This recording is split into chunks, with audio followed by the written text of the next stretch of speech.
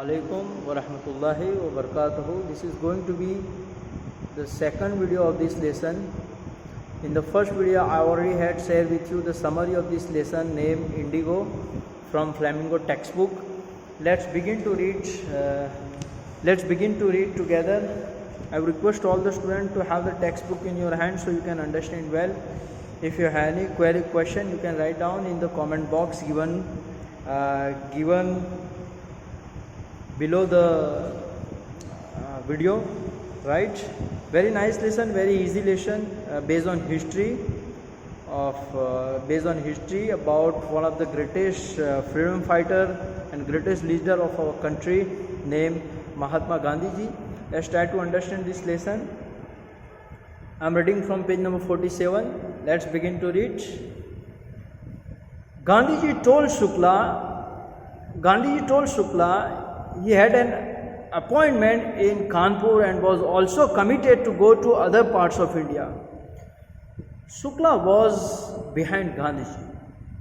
Shukla, he was from Champaran and he wanted Gandhiji to help people of Champaran to fight against the injustice done by the sharecropper or by the landlord or by the British people. And Shukla went to the place where Gandhiji went, and ultimately Gandhiji had no other option but to agree with Shukla, and he promised him to accompany him at Champaran. Gandhiji told Shukla he had an appointment in Kanpur and was also committed to go to other parts of India. And Gandhiji told him his schedule. Shukla accompanied him everywhere. Then Gandhi returned to his ashram near Ahmedabad. Gandhi went back to ashram Ahmedabad. Shukla followed him to the ashram also. So he became disciple of Gandhiji and he was in love with Gandhiji, and he went to even Ahmedabad, Gujarat also. For weeks he never left Gandhiji's side. He continued to follow Gandhiji. Fix a date, he begged, and at last he told Gandhiji, fix a date, please come to our place also. Right? In nutshell, after hearing his problem, Gandhiji told him that he had to visit Kanpur and some other parts of India due to prior appointment. Shukla went with him everywhere. After this, Gandhiji returned to his ashram near Ahmedabad. Shukla was always there with him for several weeks, begging him to fix a date to visit Champaran. Let's see, fix a date. Impressed by the sharecropper's tenacity means firmness, persistence, firmness, and story, Gandhiji said, I have to be in Calcutta on such and such date, come and meet me and take me from there. Gandhi told him that, okay, he is going to visit Calcutta, and from Calcutta, he would accompany him to Champaran. Month passed, Shukla was sitting on his haunches at the appointed spot in Calcutta when Gandhiji arrived. He was already reached. Shukla already reached at Calcutta and he was there sitting and waiting for Gandhiji. He waited till Gandhiji was free. Then two of them boarded a train for the city of Patna in Bihar. Gandhi and they both went there. No need to tell you again because it is written in very easy language. They both went. They both boarded in train and went to Bihar. There Shukla led him to the house of lawyer named Rajendra Prasad. So Gandhi was taken to the house of Rajendra Prasad, who later became the president of the Congress Party of India. We know it in our general knowledge. Rajendra Prasad was out of town. When Gandhiji and Shukla went to the house of Rajendra Prasad was not there at his home. But the servant knew Shukla as a poor yeoman who pestered their master to help the indigo sharecropper. But the servant recognized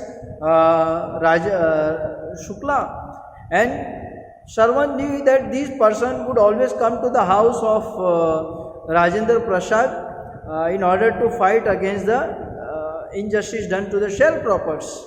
So they let him stay on ground with his companion. So they allow him. Once the servant came to know about Shukla, he knew him well, so they allowed Gandhiji to stay at the house of Rajendra Prasad. Gandhiji, whom they took to be another peasant, they thought that Gandhiji is a second peasant, right? But Gandhi was not permitted to draw water from the well, lest some drop from his bucket pollute the entire source. How did they know what he was not? How did they know that he was not an untouchable? Gandhi was very thirsty. Gandhiji was, and he wanted to drink water, but Gandhiji was not allowed to draw the water from the well of Rajendra Prasad, because someone thought that Gandhiji might be untouchable. The reason that this untouchability was prevailing from the very beginning in our country, and it is still there today. Right? So Gandhiji, that servant thought that Gandhiji is a Dalit person, right? And if the drop of water fell from his body to well, the entire well will get polluted. That's why Gandhi was not allowed to draw the water from well. In nutshell, let me summarize the entire paragraph so you can understand well. As Gandhiji was impressed with the determination of the peasant, he said that he would be visiting Kolkata after a few months and Shukla should meet him there. On the day that had been fixed, Shukla was eagerly waiting for Gandhiji. When Gandhiji got free, they both took a train to Patna. Then they went to a house of a lawyer Rajendra Prasad, who later became the President of India. When they reached there, he was not at home, but the servant allowed both of them to stay at the ground because they knew Shukla. They all knew him because Shukla used to assist their master in helping indigo sharecroppers. They didn't allow Gandhi to draw water from the well, as they took him to be an untouchable and didn't want to pollute the entire water source. This is the summarizing of the 5th paragraph. Now I am reading further so you can understand well. Please have your finger. Gandhi decided to go to first Gandhiji decided to go first to Muzaffarpur, which was en route to Champaran, to obtain more complete information about conditions that Shukla was capable of imparting. Shukla told everything about injustice done to the sharecropper, to the farmer, to the peasant, and Gandhiji wanted to get more information about the entire case so he can fight it well against the Britisher or landlord. So in order to get the perfect information about the case, he went to Muzaffarpur. He accordingly sent a telegram to Professor J.B. Kripalani of the Arts College in Muzaffarpur. At that time, there was one person who was a Professor J.B. Kripalani, already telegrammed that he is there on his way and he is there to come. He is there coming at so and so place. Right? Whom he had seen at Tagore Shantiniketan school, and Gandhi already had a meeting with this person, Professor J.B. Kripalani at Shantiniketan school. The train arrived at midnight, 15 April 1917. Kripalani was waiting at the station with a large body of students, and Gandhiji was welcomed by the group of students, right? And he was welcomed. It was a grand welcome of Gandhiji with the help of students and Professor Kripalani. Gandhiji stayed there for 2 days in the home of Professor Malkani, a teacher in government school. And Gandhiji stayed at the house, at the Professor Malkani house, and he was government servant, he was government teacher. It was, now let me explain you in nutshell so you can understand it well.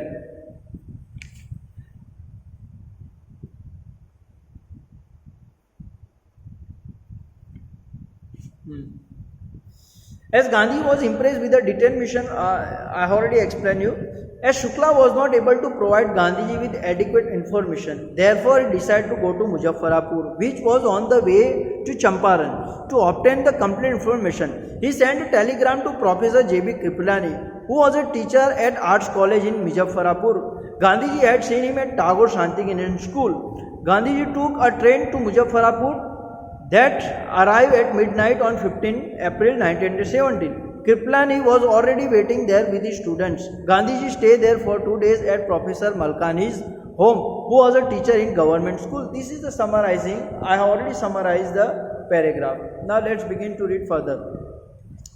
It was an extraordinary thing in those days, Gandhiji commented, for a government professor to harbor a man like me. It was an extraordinary because government job means appointed by British, and it was very difficult. It was an extraordinary that person who is a government servant, who is a servant of British, right? Because his salary is paid by government. Is helping, is giving shelter to a person who is fighting against the British. In smaller localities, the Indians were afraid to show sympathy for advocates of home rule. People were not even ready to show sympathy to lawyer, because lawyer work is to fight against the government. The news of Gandhiji's advent and the news of Gandhi's advent's arrival and of the nature of his mission spread quickly through Muzaffarpur and to Champaran. So news of Gandhiji spread like a wildfire in Muzaffarpur, and his mission that Gandhiji had come to Champaran or Muzaffarpur in order to help the sharecropper, in order to help the farmers. And spread, sharecropper from Champaran began arriving on foot and by conveyance to see their champion. And all the peasant, all the farmer, they came in order to see Gandhi, in order to support Gandhiji. Muzaffarpur lawyers called on Gandhi to brief him, and Gandhiji called all the lawyers, and he wanted to know about the case of Indigo in detail. So he called all. He had a meeting with the lawyers so he can get a proper information from lawyers. They frequently represent peasant group in court. They told him about their cases and reported the size of their fee. They told about the entire case, and they also told to Gandhiji how much they are taking fee from the peasant, from the farmer, from the sharecroppers. In nutshell, let me explain you so you can understand. According to Gandhiji, it was a remarkable thing that government professor was entertaining, was giving shelter to him, because in those days people in small localities were afraid of supporting those who supported home rule. The news of Gandhiji arrived and the purpose of his mission spread through Muzaffarpur and Champaran very fast. Sharecroppers started to visit him. Muzaffarpur lawyers informed Gandhiji about the whole situation as they represented various peasants in the court. They explained to him about their cases and the fees that they charged them. Gandhiji chided the lawyer for collecting big fee from the sharecroppers. Gandhiji chided the lawyers that they are taking that much fee from a poor peasant. He said, I have come to the conclusion that we should stop going to law courts. Taking such cases to the court does little good. He said, we should not, in this small matter, we should not go to the court, and it will not give any fruitful result. Where the peasants are so crushed and fear-stricken, law courts are useless. The real relief from them is to free from fear. This is the mission of Gandhiji, that we should not go to the court, but the real purpose of my arrival is to make the farmer fearless, to make the farmer bold and brave, right? That is the reason. Most of the arable land in the Champaran district was divided into large estate owned by Englishmen and worked by Indian tenants. Yes. And poor farmers were there working. And it was the owner of that lands were British. The chief commercial crop was indigo, and their chief commercial crop was indigo. The landlord compelled all the tenants to plant 3/20 or 15% of their holding with indigo and surrender the entire indigo harvest as rent. This was done by long-term contract. So the entire there was a contract done between the British and the sharecroppers that 15% of the land was to be cultivated for the indigo. This was the contract done between the British and the farmers, right? Now let me explain in nutshell. So I will explain. This is the core of the textbook. This is the core of the lesson. You have to understand this part, so you will be able to understand the entire lesson. Let me explain in nutshell. Gandhiji scolded the lawyer for charging such high fee from the poor sharecroppers. He decided it was useless to go to the court as the judiciary was not doing anything good for the peasants. He said that as long as the peasants were suppressed and full of fear, it was useless to visit the court. He wanted to set them free from fear. Most of the cultivable land in Champaran district was owned by Englishmen. who had divided them into various estate property. The peasants were the occupants of this land. Englishmen forced the peasant to cultivate indigo on 15% of their land and to give the crop to them as rent. All this was done through a long-term agreement. Let me explain you the last one. Presently, the landlords learned that the Germany had developed synthetic indigo. They thereupon obtain agreement from the sharecroppers to pay them compensation for being released from the 15% arrangements. Now what happened? 15% of the land was to be cultivated for the indigo purpose. This was the agreement between peasant and farmers, right? Now what happened? Germany had developed a synthetic indigo which was very cheap in price. So what did the British do? Instead of purchasing or buying indigo, which was natural indigo, costly indigo, from the farmers of our country, they decided to buy indigo from Germany, which was very cheap, right? Which was very cheap. Now the question arises now there was a question for the farmers, and not only this. These British they also release farmers from the agreement. Right now they don't want agreement. They release them, and when they release the farmer from the agreement, they ask money as they release them from the land, and the land become their own. Right? So they ask for the money, and many of them given money to the Britishers as they got relief from the 15% of the land. Now Indian came to know later on that why they were released from the 15% of their holdings, right, with indigo. They came to know later on that these British had cheated them, because they have now started purchasing or buying indigo from Germany, and they are not buying their own indigo. So it was a huge loss for the peasant, as they already had given money to the British or the landlord for releasing the releasing of 15% of their holdings, right? As the contract is no more. And the second loss was that who is going to buy their indigo? Who is going to buy? So this was the loss, and Gandhiji was fighting for this.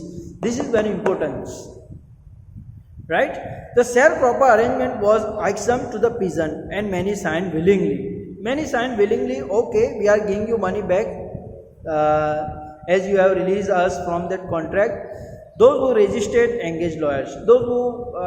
They engaged lawyers, and lawyers were already fighting for that. The landlord hired thugs. Meanwhile, the information about synthetic indigo reached the illiterate peasant who had signed, and they wanted their money back. They came to know later on. Now let me explain in nutshell so you will be able to understand. While all this was going on, the landlord came to know about the chemical indigo being prepared in Germany. 1. It was a blue color dye made with chemicals. They started demanding money from the poor peasant in order to cancel their agreement, as they no longer require the indigo plantation. The sharecropper system was very annoying. So many of the peasants paid for the cancellation of the agreement. But as the news about synthetic indigo spread and reached the uneducated peasant, they started demanding their money back. Now two loss. They already had given money for the 15% release, and second loss was that who is going to buy now their indigo, which was very natural, as these British had already started buying indigo, right, from Germany, which was made by chemicals and very cheap. So I now explain you inshallah rest of the lesson later on. Meanwhile, if you have any query, you can write in the comment box. Allah Hafiz.